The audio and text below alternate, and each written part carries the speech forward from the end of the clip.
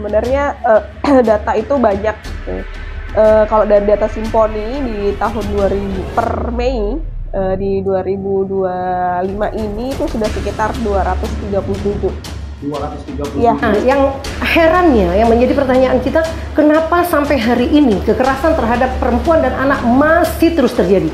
Bahkan kata Bu Vera tadi, itu grafiknya meningkat. Nah, ada apa? Enggak. Kalau menurut kami sama saja. Kalau memang dia pelaku, kita tuntut sebagai pelaku. Sesuai dengan laporan siapapun pelakunya, sesuai prosedur. Kalau memang dia melakukan, kita berkas sampai ke kejaksaan, sampai ke pengadilan. Halo sahabat catatan jurnalis, terima kasih sudah mampir lagi di channel ini. Hari ini kita akan mendiskusikan tentang perempuan dan anak.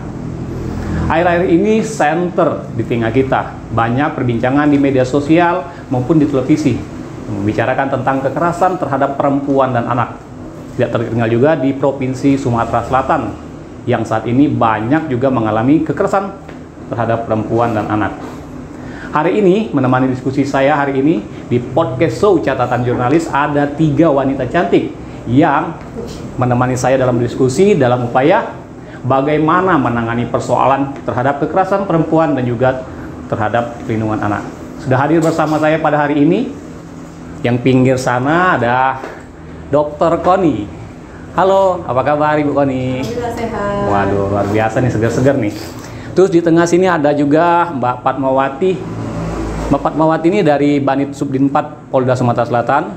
Saya ulang lagi, di sebelah sana itu ada Ibu Koni, itu aktivis perempuan, ya, praktisi hukum juga, dan juga memang akademisi. Dan tidak tertinggal di sebelah saya ini ada Ibu Vera Bekti Rahayu dari psikolog UPTD PPAD P3A Provinsi Sumatera Selatan. Apa kabar Ibu? Sehat. Luar biasa ini. Yang penting pada hari ini kita mendiskusikan bagaimana sih kekerasan yang terjadi di Provinsi Sumatera Selatan pada hari ini. Kita mungkin langsung dari dekat saya dulu ini ke Ibu Vera ya. Ya, Ibu Vera mungkin bisa dijelaskan ini kan seperti apa sih di Provinsi Sumatera Selatan ini terkait tindakan kekerasan terhadap perempuan dan anak ini. Mungkin. Baik, kalau kita bicara tentang data ya, sebenarnya data itu banyak. Kalau dari data Simponi di tahun 2000 per Mei di 2025 ini itu sudah sekitar 237. 237. Iya, di Sumatera Selatan per satu semester pertama ini. Iya, 17 kabupaten kota. Meskipun sebenarnya ini karena data Simponi ini yang terinput di laporan ke DPPA gitu ya. Artinya mungkin banyak kasus yang mungkin langsung ke kepolisian, mungkin tidak terlapor gitu yang jumlahnya jauh lebih banyak. Tapi yang terinput itu sekitar 230-an. Nah, kebanyakan itu ternyata didominasi oleh kekerasan fisik dan kekerasan seksual gitu. Dan kalau dalam kualitasnya gitu ya, di dalam 1 bulan terakhir ini kami banyak mendapat laporan gitu dan pendampingan di beberapa daerah di sekitar sini gitu. Jadi memang banyak sekali kasus dan mungkin beberapa juga viral kan akhir-akhir ini gitu ya. Itu juga lumayan menyita perhatian juga. Oke, khususnya dari pemerintah Provinsi Sumatera Selatan ya. Iya. Wah, ini nggak jauh-jauh nih. Langsung aja kita tanya ke Dr. Koni nih, selaku praktisi akademisi hukum dan juga aktivis perempuan di Sumatera Selatan. Ibu Dr. Koni, ini bagaimana kalau kita sendiri sebagai aktivis perempuan lah ya, melihat situasi saat ini banyak sekali ya kita sebutkanlah kaum perempuan dan anak itu menjadi korban kekerasan terhadap tindakan-tindakan yang melanggar hukum itu. Iya, sebenarnya awalnya ya kita lihat pemerintah sebenarnya sudah sangat concern menangani fokusnya terhadap perlindungan perempuan dan anak. Jadi kalau kita lihat banyak sekali regulasi yang mengatur. Ada Undang-Undang TPKS, ada Undang-Undang Nomor 23 Tahun 2004 tentang penghapusan kekerasan dalam rumah tangga, Undang-Undang Nomor 12 Tahun 2002 tentang tindak pidana kekerasan seksual, Undang-Undang Nomor 35 Tahun 2014 tentang perlindungan anak. Artinya kalau kita bicara regulasi itu ada ratusan, belum lagi aturan turunan. Nah, yang herannya, yang menjadi pertanyaan kita, kenapa sampai hari ini kekerasan terhadap perempuan dan anak masih terus terjadi? Bahkan kata Bu Vera tadi, itu grafiknya meningkat. Nah, ada apa? Nah, jadi kita butuh sekali pemahaman-pemahaman dan bantuan dari peran serta dari pemerintah, masyarakat, bahkan NGO untuk berperan aktif. Jadi artinya hukum ini kurang efektif dong. Kan ini regulasi hukum positif yang dibuat, ada perbuatan, ada ancaman. Tetapi kenapa warga negara menjadi tidak takut dengan ancaman ini? Warga negara tidak takut atau mereka takut melapor? Bisa jadi satu, kenapa saya katakan warga negara tidak takut? Artinya ada tindak pidana, ada pelaku dong. Nah, saya garis bawahi kenapa pelaku ini ada rasa ketidaktakutan melakukan kekerasan. Baik kata Bu Vera tadi, kekerasan fisik, kekerasan seksual, psikis, kan ada kekerasan dalam Undang-Undang Nomor 12 Tahun 2022 itu ada kekerasan verbal, ada kekerasan non verbal. Nah, di dalam aturan hukum positif itu semua sudah ada ancaman pidananya, bahkan sampai 15 tahun penjara. Nah, artinya kami melihat sebagai akademisi dan sebagai aktivis, hukum positif yang diciptakan ini belum efektif. Faktornya apa? Harus digali. Oke, dulu tuh kita langsung ke ini nih kayaknya ini dari di Krimum Polda Sumsel ini dari Mbak Fatmawati ya. Mbak Fatmawati mungkin bisa dijelaskan nih dari perspektif Polda Sumatera Selatan situasi yang dialami oleh kaum perempuan dan anak di Sumatera Selatan ini, laporan-laporan yang masuk itu seperti apa di Sumatera Selatan saat ini? Untuk di Direktorat Reserse Kriminal Umum Polda Sumatera Selatan cukup banyak laporan dari masyarakat mengenai baik itu tindak pidana kekerasan terhadap anak, kekerasan dalam rumah tangga, ataupun juga kekerasan-kekerasan lain yang korbannya sebagai perempuan. Misalnya ada juga korban penipuan, tapi korbannya perempuan. Tidak hanya kekerasan terhadap anak, baik itu pencabulan ataupun persetubuhan. Untuk di Polda, di Krimum itu untuk kasus-kasus anak dan perempuan itu menjadi kasus yang atensi di direktorat kami, sehingga dalam penanganannya diharapkan cepat dilaksanakan penanganannya hingga dikirim berkas ke kejaksaan. Sedapat mungkin kami penyidik pembantu di direktorat ini apabila menerima laporan akan segera melaksanakan penyelidikan dan penyidikan hingga laporan itu sampai dikirim ke kejaksaan sampai sidang. Nah, itu kami berusaha menangani apa semua laporan yang korbannya anak dan perempuan untuk diselesaikan sampai dengan di kejaksaan. Kalau laporan yang masuk itu tuh kekerasan seperti apa ini Ibu Vera yang mungkin bisa kita jelaskan sehingga banyak menimpa perempuan dan anak ini? Kalau untuk kekerasan terhadap anak itu banyak persetubuhan dan pencabulan. Ini korbannya kategorinya anak-anak yang sekolah antara SMP, SMA yang berpacaran kelewat jalur sehingga terjadi persetubuhan dan pencabulan. Tapi rata-rata murid-murid ini, kita bilangnya murid-murid yang perempuan ini belum mengerti bahwa kegiatan mereka, tindakan mereka melakukan persetubuhan dan pencabulan ini berbahaya untuk dirinya, merugikan dirinya di kemudian hari. Jadi setelah banyaknya murid-murid ini tidak melaporkan kejadiannya, tetapi gurunya yang tahu dari berita-berita, oh si anak ini sudah disetubui, oh anak ini sudah dicabuli. Jadi guru-gurunya yang tahu hingga sampai ke orang tuanya. Kalau anak sendiri melaporkan kepada orang tuanya itu agak jarang.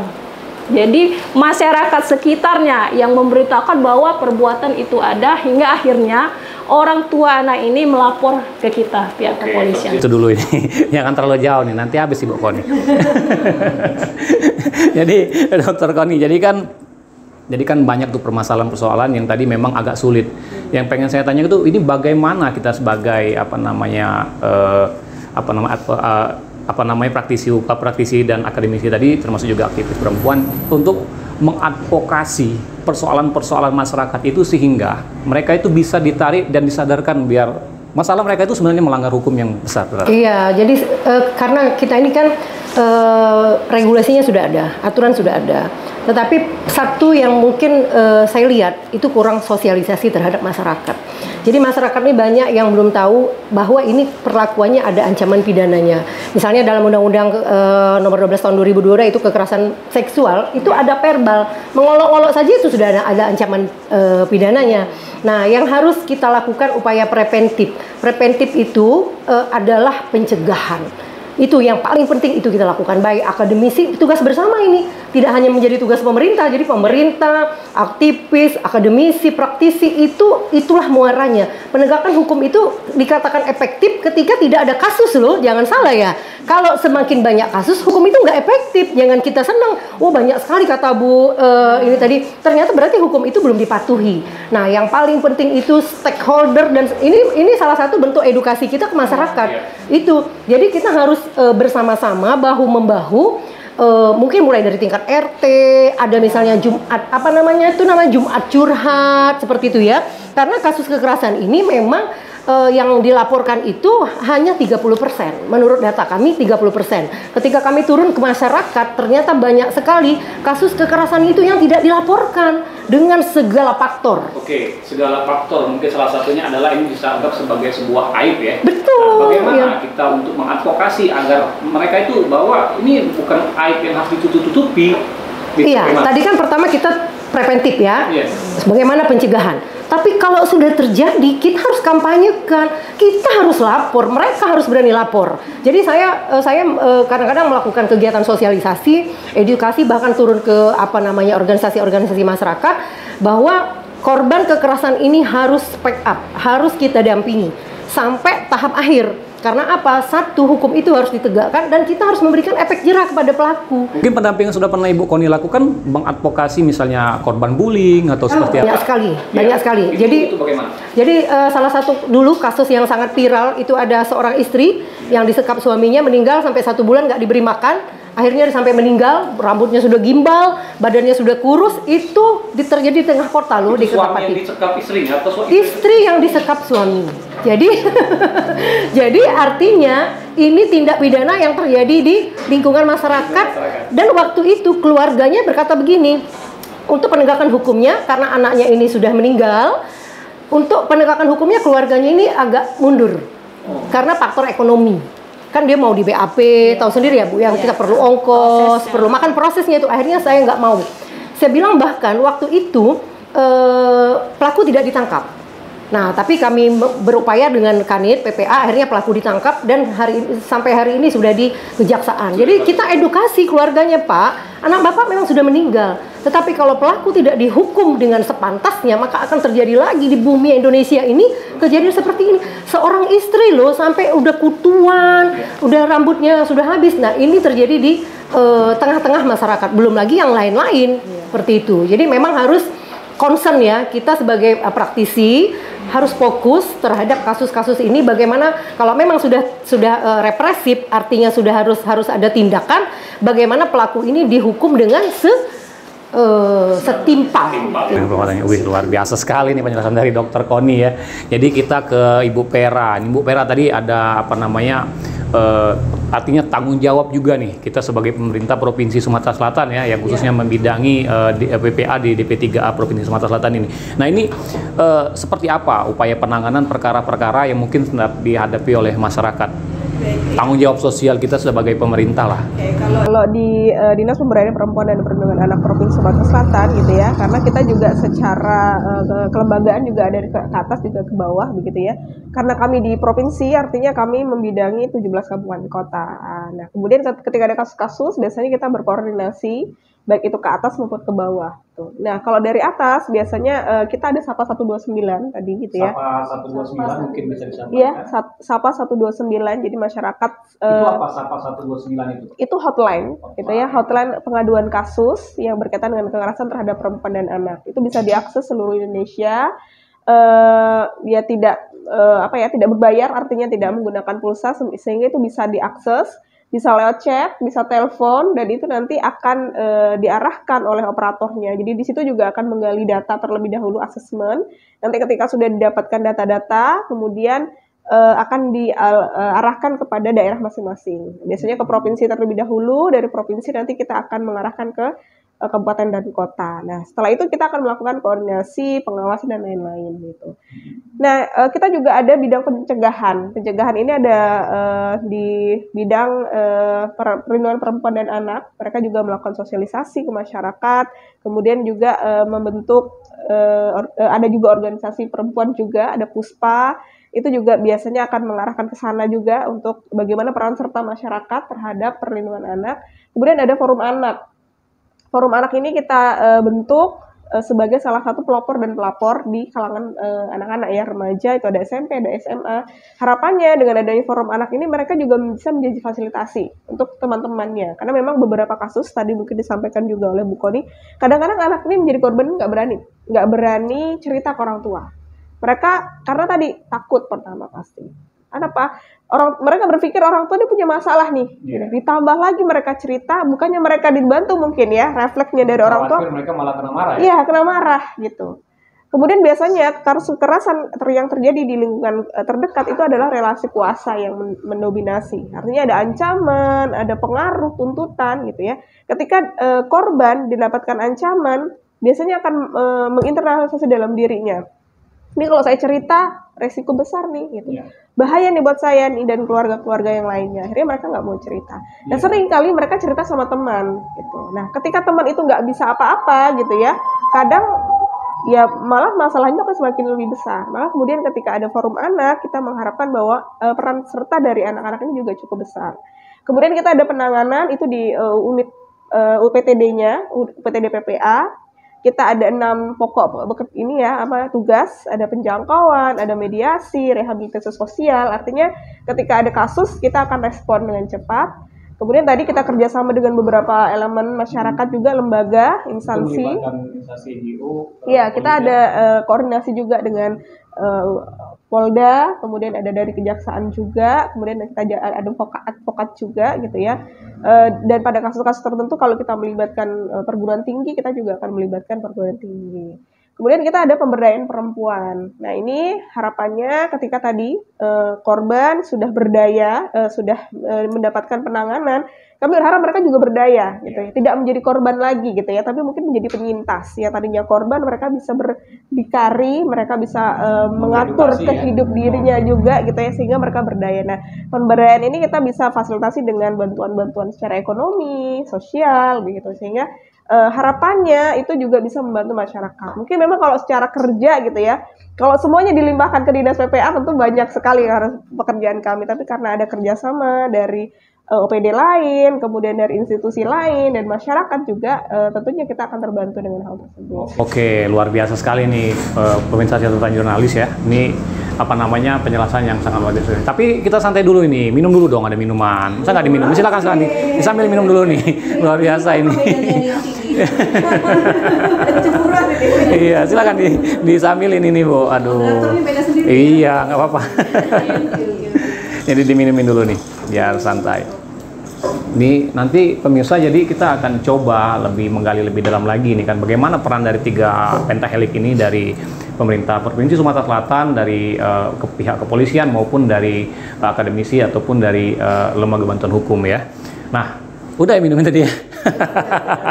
Kita mau langsung ke Ibu Fatmawati nih. Jadi Bu Fatmawati, mungkin kan sekarang ini kan masih minim nih masyarakat tadi disampaikan bahwa untuk berani speak up yang seperti disampaikan oleh Ibu Koni tadi dalam memberikan laporan. Ini bagaimana kita menyikapi sehingga ke depan bukan tidak ada ya, kalau tidak ada tuh mungkin masih kita proses ya, tapi meminimalisir lah, bagaimana kita meminimalisir bahwa tindakan-tindakan kekerasan terhadap perempuan ini tumbuh kesadaran masyarakat, khususnya kaum perempuan dan anak untuk melapor ke pihak kepolisian.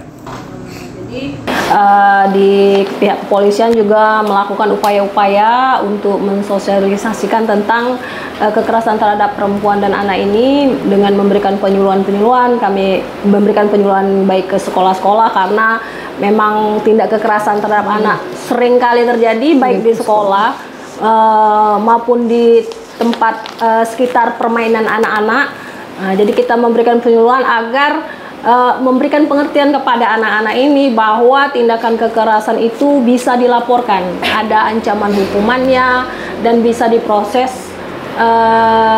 di kepolisian. Dan juga kami memberikan edukasi juga kepada anak-anak ini agar jangan jadi pelaku kekerasan. Nah, ada undang-undang khusus yaitu Undang-Undang SPPA, Sistem Peradilan Pidana Anak, di mana anak sebagai pelaku. Nah, di situ anak-anak belum tahu bahwa anak-anak sebagai pelaku juga bisa dihukum.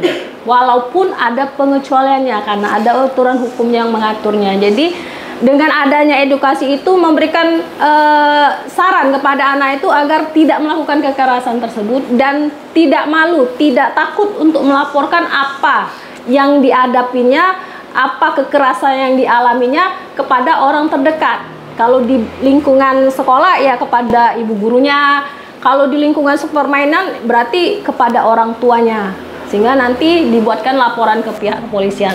Itu kalau untuk di kami. Itu rata-rata anak yang mengalami kekerasan terhadap mengalami kekerasan itu apa dampak psikologisnya? Ya dampak psikologisnya anak-anak jadi kalau dia sekolah dia jadi malas sekolah, dia tidak mau bertemu dengan kawan-kawannya, dia cenderung tidak mau berbicara dengan orang sekitarnya. Jadi dia memendam perasaannya itu biasanya karena rasa takut. Ini mau diomongin atau enggak? Sampai akhirnya kalau ada orang yang mencetus, oh ini kamu nih masalahnya ini, baru dia bisa ngomong, bisa menceritakan apa yang terjadinya. Tapi terkadang itu kejadiannya jadi sudah ada masa tenggang waktu dari saat terjadinya kejadian. Itu kadang-kadang yang membuat kita, oh siapa kalau dia melapor itu, oh siapa saksinya waktu kejadian itu. Nah kita jadi miss di situ. Buktinya ya? Iya, kita harus cari. Oh luka, ternyata lukanya sudah hilang. Dia tidak melakukan pengobatan terhadap luka yang dialaminya itu. Nah jadi nanti kalau ada laporan ada kekurangan-kekurangan yang nanti kita sebagai penyidik itu harus mencari sehingga dia terpenuhi unsurnya gitu. Ya kalau mungkin Sumatera Selatan sendiri ada sempat simpan data nggak Bu kira-kira berapa tuh yang masuk misalnya di Sumatera Selatan? Kalau di Sumatera Selatan banyak juga. Kalau di ini saya bilangnya di Polda ya karena saya data itu. Kalau di Polda itu dalam satu hari ada laporan kekerasan terhadap anak itu 1 atau 2 LP laporan. Pasti ada itu. Itu baru anak terhadap anak. Kalau yang untuk KDRT ada juga dalam sehari itu kadang ada 1 atau dalam seminggu itu ada 3 deh laporan tentang kekerasan fisik dalam rumah tangga. Itu korbannya perempuan ya, ini ya ibu-ibu, istri-istri ya. Tapi ada juga korbannya laki-laki. Korbannya laki-laki. Jadi jangan salah. Karena bapak-bapak agak enggan datang ke kepolisian untuk melaporkan apa yang dialaminya karena berpikirnya undang-undang KDRT nomor 23 tahun 2002 itu hanya korbannya perempuan, istri. Tidak, itu boleh siapa saja korbannya, baik laki-laki atau perempuan. Orang yang ada di dalam lingkup rumah tangga boleh melapor apabila menjadi korban. Oke, luar biasa sekali. Jadi tidak hanya laki-laki, tidak hanya perempuan ya, tapi laki-laki juga dapat melaporkan tindakan-tindakan kekerasan di dalam lingkungan rumah tangga. Ya. Luar biasa sekali itu, Ibu Panumati. Ke Dokter Koni nih yang tadi nyerempet tadi yang rambut panjang. Gimbal tadi. Jadi, nah ini kan kadang-kadang kekerasan terhadap rumah tangga, terhadap perempuan itu juga bagaimana sih sekarang ini? Apakah orang-orang yang berpengaruh tidak dapat tersentuh dengan hukum? Nggak ada istilah seperti itu. Jadi di dalam hukum itu ada azas yang bernama equality before the law. Semua warga negara sama di mata hukum. Dan UUD 45 pasal 1 ayat 2, negara Indonesia berdasarkan hukum. Jadi kita jangan berpikir, kita ini orang kecil berhadapan dengan orang besar, pelaku tindak pidana ini orang besar. Nggak ada seperti itu. Yang penting kita, kata Bu Patna tadi, kita cukup alat buktinya. Karena kalau kita sudah melapor ke polisi, kita tidak bisa lari dari pembuktian. Nah, ada saksi, ada surat, ada keterangan, seperti itu. Jadi kalau memang terjadi tindak pidana, melapor itu jangan terlalu lama. Apalagi kekerasan fisik. Fisik ini atau seksual ya, itu harus ada bukti visum. Itu alat bukti yang sangat penting, visum itu. Jadi nggak bisa kalau udah seminggu hilang, bekas lukanya hilang. Jadi nggak ada. Jadi kepada masyarakat yang mengalami kekerasan, tidak ada bahasa hukum itu kita orang kecil nanti tidak diproses, tidak seperti itu. Nah, mungkin yang harus dilakukan oleh masyarakat ketika mereka mengalami suatu tindak pidana kekerasan harus adanya pendampingan dari LBH. Jadi mungkin harus ada advokat yang mendampingi sehingga mereka mengerti pasal-pasal apa yang dilanggar seperti itu. Tapi kalau datang sendiri, memang masyarakat ini kan melihat polisi berbaju dinas saja mereka sudah takut. Apalagi anak-anak, kan anak-anak harus didampingi. Nah, jadi jangankan ngelihat polisi, ngelihat kantor polisi mereka udah takut. Nah, maka dari itu saya juga mengajak masyarakat dan teman-teman advokat yang berada di dalam LBH, ini peran kita sangat besar sekali loh. Undang-undang advokat menyatakan bahwa kita harus menolong orang-orang yang tidak mampu. Ya, jangan hanya orang-orang yang mampu yang kita bantu. Jadi masyarakat yang termarginalkan tanda kutip, karena begini ya Bu Peraya, 60% kekerasan ini terjadi kepada lingkup ekonomi yang ke bawah. Masyarakat yang bawah. Karena apa? Karena kehidupan, faktor ekonomi dan faktor lain-lain. Nah, tentu mereka untuk melapor itu banyak faktor yang membuat mereka tidak melapor. Jadi harus ada pendampingan yang memang harus kita lakukan secara komitmen dan secara tuntas. Enggak setengah-setengah, kita harus dampingi. Kalau memang dia harus sampai ke kejaksaan, sampai ke pengadilan, kita harus dampingi. Seperti kami bekerja sama akhirnya dengan penyidik, Bu ini kurang ini, Bu ini kurang ini. Apalagi kalau kasus anak loh, kasus anak ini sangat sulit karena anak wajib didampingi oleh orang tua. Pada saat BAP wajib didampingi oleh orang tua, tanda tangan BAP wajib ditandatangan. Jadi bukan cuma anak yang diperiksa, orang tuanya harus ikut atau kerabatnya. Jadi bukan hal yang mudah penegakan hukum itu, tapi harus kita tegakkan. Nah, sekarang yang terjadi di masyarakat, karena bagi mereka itu ribet. Nah, ribet ini sebenarnya nggak ada kata ribet. Lapor polisi nggak ada kata ribet. Polisi itu cepat sekali, apalagi buktinya ada. Nah, ini yang perlu diadvokasi kepada masyarakat. Kalau memang terjadi tindak pidana, kita harus bicara. Nggak ada ampun, harus bicara. Kalau memang masyarakat membutuhkan bantuan, kami dari LBH Bima Sakti, kebetulan kami juga merupakan LBH yang bekerja sama dengan PPA. Jadi kami adalah salah satu LBH yang bekerja sama dengan PPA, karena dinas PPA ini dia tidak bisa masuk ke ranah penyidikan. Iya, padahal penegakan hukum itu finalnya adalah di pengadilan. Iya kan? Stop dulu yuk. Ini kayaknya ini program di sini nih kayaknya ini. Jadi kalau sudah nyenggol ke PPA ini, mungkin bisa dijelaskan dari Ibu Vera sendiri program kerja Dinas Pemberdayaan Perempuan dan Perlindungan Anak ini Sumatera Selatan ini seperti apa nih? Tadi udah diserempet sama Dokter Koni tadi dikit nih, udah ada kerjasama nih kayaknya. Memang kalau di bidang pelayanan gitu ya, pelayanan di Dinas Pemberdayaan Perempuan itu memang kita lebih ke pendampingan gitu ya. Memang ranah kerjanya pendampingan. Kita nggak bisa melakukan misalnya tadi yang menangkap gitu ya. Itu bukan di ranah kami. Sehingga ketika kita melakukan pendampingan dan ternyata di dalam prosesnya itu mungkin secara hukum mungkin mengalami apa ya, kami nggak bisa mengintervensi istilahnya gitu ya. Artinya kadang-kadang kami juga mendapatkan keluhan-keluhan ya dari korban, terutama misalnya tadi dengan waktu dan tempat, karena kalau kita lihat daerah kita gitu ya di Sumatera Selatan ini kan jauh-jauh nih gitu ya.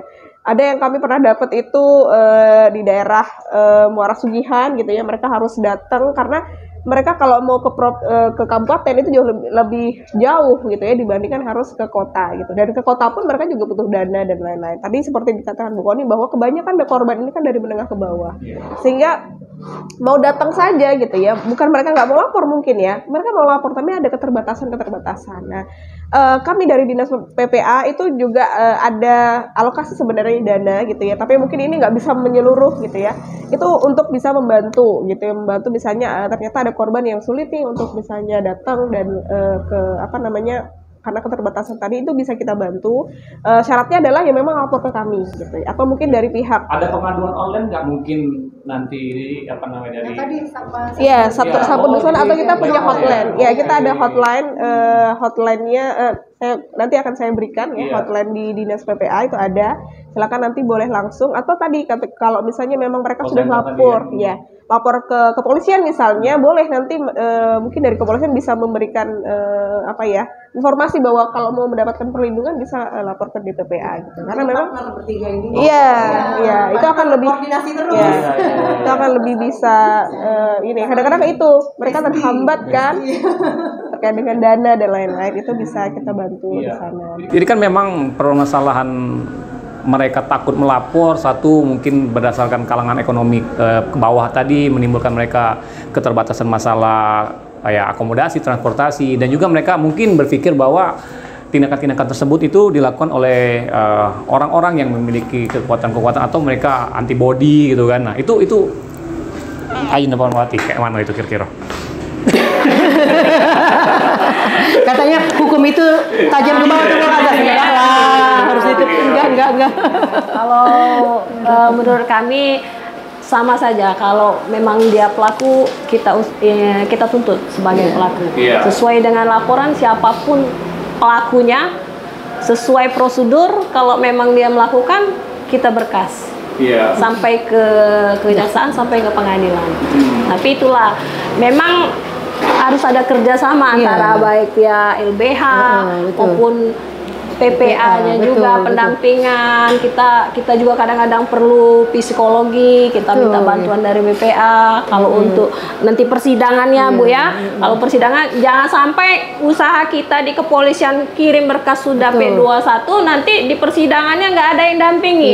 Jadi nanti ponisnya nggak maksimal ya Bu ya. Nah itu sangat disayangkan karena kami nggak bisa ikut di ranah persidangan itu. Batas kami, batas penyidikan sampai kirim berkas P21 di kejaksaan. Jangan sampai usaha kami tuh sia-sia gitu. Kalau dia sudah hukuman maksimal, kami bersyukur gitu. Berhasil berarti kami. Jadi siapapun pelakunya pasti tetap dihukum. Iya. Hukum ya. Oke, luar biasa nih. Kita satu lagi nih closing statement nih kayaknya langsung ini. Kayaknya harus 5 jam nih. Iya, ini karena agak seru ini karena kalau kita bedah satu-satu ini kan kalian. Jadi kita langsung dari UPTD PPA dulu nih. Ini closing statement mungkin bisa disampaikan kepada masyarakat. Bagaimana sih alur bisa mendapatkan perlindungan ataupun mendapat fasilitasi dari pemerintah Provinsi Sumatera Selatan? Oke, baik. Sebelumnya mungkin ini, kalau datang ke kami itu kadang peristiwa itu sudah berlanjut lama ya. Kadang-kadang korban tuh datang karena tadi mungkin menganggap sebagai aib. Mereka itu ketika datang itu sudah dengan saya udah nggak bisa lagi nih gitu ya. Saya minta pertolongan nih karena mungkin sudah nggak tahan, terus kemudian sudah membahayakan gitu ya. Nah, kami berharap bahwa memang sebagai masyarakat Indonesia karena kita orang yang baik ya, jadi mudah memaafkan gitu ya. Oh mungkin nanti dia berubah, oh nanti dia begini ya, sehingga tadi masih mungkin toleransi. Iya mungkin nggak simpan foto, mungkin juga sudahlah gitu ya karena masih keluarga dan lain-lain. Nah sebenarnya oke, kita nggak apa-apa, kita punya mental itu tuh bagus gitu ya. Tapi kita juga perlu ada kewaspadaan juga gitu. Silakan tadi terkait dengan bukti-bukti itu silakan disimpan gitu ya, mungkin foto atau mungkin kalau ada chat-chat yang mengarah kepada kekerasan atau mungkin ada rayuan atau apa di screenshot gitu ya, diamankan dulu gitu. Nah itu salah satunya untuk bisa tadi pembuktian. Nah kemudian kalau untuk meminta perlindungan atau mungkin itu silakan lapor saja gitu ya, boleh. Kalau misalnya nggak berani gitu ya karena takut, kadang-kadang korban takut karena nanti intimidasi dari pelaku. Boleh kok lewat gurunya atau mungkin aparat desa setempat gitu ya, itu nanti akan kita tindak lanjuti gitu. Kemudian kami memberikan perlindungan tadi beberapa pendampingan. Kita juga akan melakukan pendampingan sampai pada proses pengadilan. Hanya saja kadang kalau di pengadilan itu kan yang dihubungi korban, pendamping ini nggak dihubungi gitu. Karena kami nggak mendapatkan informasi terkait itu. Gitu. Nah kemudian tadi harus berani speak up, harus gitu ya. Karena kalau enggak banyak kasus tuh akhirnya yang menemukan orang lain dan itu sudah kondisi sangat parah. Gitu. Nah kalau sudah sangat parah, tentu proses pemulihannya juga butuh waktu yang lebih lama. Gitu. Sehingga itu kami mengharapkan juga masyarakat juga terlibat di situ, jadi peduli juga gitu. Apalagi kalau kasus-kasus rumah tangga ya, kekerasan dalam rumah tangga, kadang pelaku sudah membentengi bahwa ini masalah keluargaku nih, gitu. Yang lain nggak bisa. Tapi kan kita punya undang-undang, gitu. Nah, sehingga perlu ada kepedulian nih dari masyarakat. Gitu. Kalau kita lihat nih anak kita kok yang awalnya ceria jadi murung, ini kenapa, gitu ya? Ditanya. Caranya gimana nanyanya? Jangan langsung ditanya, kamu ngapa kok gini kayak gini? Itu namanya interogasi gitu ya. Itu ranahnya polisi gitu ya. Tapi kalau dalam keluarga tentu kita harus dengan bahasa komunikasi yang positif gitu ya. Kita ambil dulu hatinya, baru kemudian nanti kita bisa sampaikan apa sih kegelisahan kita gitu. Oke, luar biasa sekali Dr. Connie. Wah, ini close statement dulu nih kepada masyarakat khususnya kaum perempuan dan mungkin orang tua juga terhadap bagaimana closing statement kita untuk menanggapi hal seperti masalah ini. Baik, pertama yang ingin saya sampaikan tadi kepada semua orang yang melihat ya, baik itu kalau korban apalagi ya, orang yang mengetahui terjadinya tindak pidana terhadap kekerasan terhadap perempuan dan anak harus berani melapor. Itu yang paling penting. Ya, baik itu ke PPA maupun ke PPA Polda maupun ke LBH. Ya. Nah, kedua, saya mengajak semua masyarakat untuk terlibat. Jadi ini tidak bisa hanya menjadi beban polisi, beban dari PPA atau beban dari LBH. Masyarakat harus terlibat karena di dalam regulasi, semua regulasi mengamanatkan peran serta dari masyarakat. Jadi masyarakat baik itu NGO, kan kita banyak organisasi masyarakat ya. Jadi organisasi masyarakat itu khususnya organisasi perempuan. Jadi perempuan harus peka terhadap perempuan. Ingat itu, bukan berarti laki-laki nggak peka terhadap perempuan loh. Jadi perempuan harus peduli dengan perempuan, itu harus. Nah, jadi kepada semua masyarakat, NGO, ormas itu harus terlibat dalam proses pencegahan. Ya, apabila memang tidak bisa lagi preventif, represifnya pun harus melapor. Ketiga, kepada semua praktisi, saya mengajak rekan-rekan advokat untuk ikut mendampingi para korban ini. Ini sangat penting sekali karena proses di kepolisian itu sangat menyita waktu dan butuh pendampingan, apalagi korban harus didampingi karena masih ada trauma, masih ada rasa malu dan hal-hal lain yang memang harus kita jelaskan secara hukum. Jadi advokat ini adalah profesi yang sangat mulia. Dia bisa masuk ke penyidikan, dia bisa masuk ke penuntutan, dia masuk ke pengadilan. Jadi finalisasi dari undang-undang adalah ketika ketok palu hakim. Kata Bu Fatma tadi, vonisnya itu harus sesuai dengan peraturan yang ada. Jangan sampai nanti pelaku ini penyidikan sudah maksimal, penuntutan sudah maksimal, tiba-tiba vonis hakim di pengadilan itu sangat rendah sehingga para pelaku di luar tidak ada efek jera. Nah, jadi yang paling penting adalah satu, berani bersuara, baik. Nah, yang paling terakhir adalah peran dari keluarga. Jadi tidak bisa semuanya dilimpahkan kepada pemerintah, baik itu kekerasan terhadap anak, ya, anak ini apalagi peran keluarga sangat penting, dan kekerasan terhadap perempuan yang terjadi dalam lingkup rumah tangga itu sangat penting sekali bagaimana peran dari keluarga itu, baik suami maupun laki-laki yang menyadari pentingnya peran dari masing-masing, tanggung jawab dari masing-masing, tugas seorang istri apa, tugas seorang suami apa, ya. Sebelum kita melihat regulasi yang ada, kembalikan lagi ke undang-undang Tuhan. Jadi bagaimana hukum Tuhan itu, bagaimana, karena kekerasan terhadap perempuan dalam lingkup rumah tangga ini kadang-kadang sampai memakan korban jiwa. Ketika kita gali ternyata ada juga faktor-faktor lain. Nah, jadi misalnya ekonomi. Kalau faktor ekonomi kita kembalikan kepada rezeki, itu ada yang ngatur kok. Nah, artinya jangan kita selalu berkaca dengan hukum positif. Sebagai orang yang beriman, apapun juga agama kita, melakukan tidak kekerasan adalah dosa. Nah, itu yang paling penting dari saya. Terima kasih. Luar biasa sekali Dr. Koni ini. Oke, ke Ibu Fatmawati, mungkin seperti apa nih closing statement-nya bisa disampaikan kepada masyarakat agar ke depan tumbuh kesadaran dan juga meminimalisir tindakan-tindakan kriminal kekerasan terhadap perempuan dan anak. Kepada masyarakat, apabila Anda mengalami kekerasan seksual atau kekerasan fisik, silakan mendatangi kantor polisi terdekat. Kalau itu anak dan perempuan, silakan ke bagian PPA. Nanti ada khusus di Polrestabes ada, di Polda ada. Silakan datang. Nanti ada petugas khusus yang menerima Anda untuk melakukan konseling. Nanti akan dibuatkan laporan polisi. Nah, kepada masyarakat juga tolong dibantu, didukung bahwa kekerasan itu tidak harus terjadi terhadap anak dan perempuan. Dukungan masyarakat sangat penting karena kami dalam proses penyelidikan dan penyidikan membutuhkan keterangan saksi-saksi ini baik dari lingkungan keluarga maupun dari lingkungan luar, dari lingkungan masyarakat. Karena yang kami temui terkadang masyarakat tidak mau memberikan keterangan karena berpikir ini bukan urusan saya.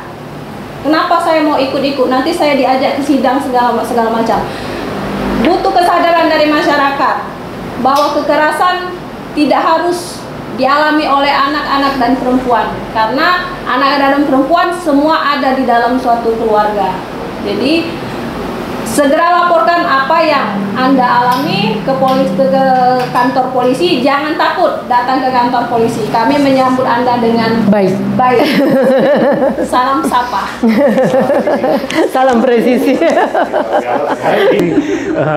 Sahabat catatan jurnalis, diskusi kita pada hari ini memang didampingi oleh ibu-ibu yang sangat tangguh, luar biasa sekali. Tentunya kita berharap diskusi kita pada hari ini bisa bermanfaat khususnya bagi masyarakat, kaum perempuan dan anak yang ke depan memang mereka mampu untuk speak up sehingga mereka dapat dengan nyaman dalam berkehidupan sehari-hari, berkehidupan sosial tanpa adanya diskriminasi, tanpa adanya tindakan-tindakan kekerasan terhadap perempuan dan anak. Terima kasih kepada narasumber. Hari ini ada Dr. Koni Pania Putri, luar biasa nih dengan pendapat-pendapatnya. Di sampingnya juga ada, ini saya lengkapi nih, Ibu Aibtu Fatmawati dari Banit Subdit. Iya, ini polisi ini, Banit Subdit 4 di Krim Polda Sumatera Selatan. Di samping saya ini ada Ibu Pera Bekti Rahayu ini dari Psikologi UPTD PPA DP 3A Provinsi Sumatera Selatan. Ini luar biasa sekali. Kita kasih tepuk tangan dulu teman-teman yang hadir di sini. Ini luar biasa sekali. Informasi yang sangat bermanfaat. Semoga ini ke depan bisa mengedukasi kita semua sehingga tindakan kekerasan terhadap perempuan dan anak, diskriminasi terhadap perempuan dan anak dapat diminimalisir sedini mungkin. Saya Rizal Palevi, terima kasih. Wassalamualaikum warahmatullahi wabarakatuh.